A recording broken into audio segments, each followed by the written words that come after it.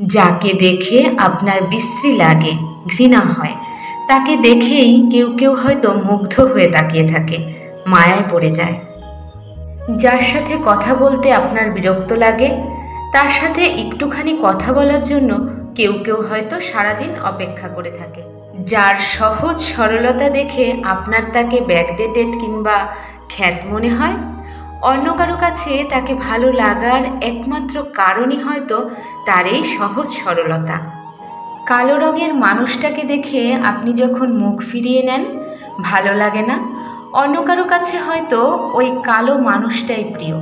সাদা তো আর সবার পছন্দের হয় না, কালো মানুষটাই হয়তো কারো প্রথম পছন্দ। আপনার কাছে যেমন good look, dress up, Glamour প্রথম প্রায়োরিটি পায়, অন্য কারো কাছে হয়তো মনের সৌন্দর্যটাই প্রথম প্রায়োরিটি। আসলে একটা কথা জানেন কি, একটা মানুষ কখনো সবার কাছে ভালো হতে পারে না, আবার একই সাথে এটাও সত্যি একটা মানুষ কখনো সবার কাছে খারাপ হয় না, সবার অপছন্দের হয় না। প্রত্যেকটা মানুষই কারো না কারো কাছে তার প্রিয় ব্যক্তিত্ব।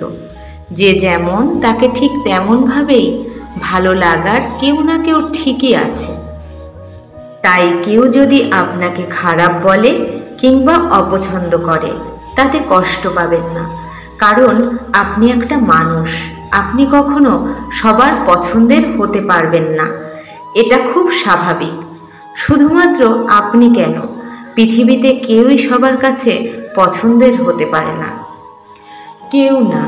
তাই যারা আপনাকে ভালোভাবে, যারা আপনাকে পছন্দ করে, তাদেরকে নিয়েই ভাবুন।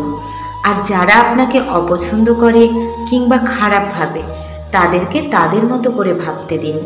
নিশ্চয়ই কোনো একদিন তারা নিজেরাই নিজেদের উত্তরটা পেয়ে যাবে। অপেক্ষা করুন।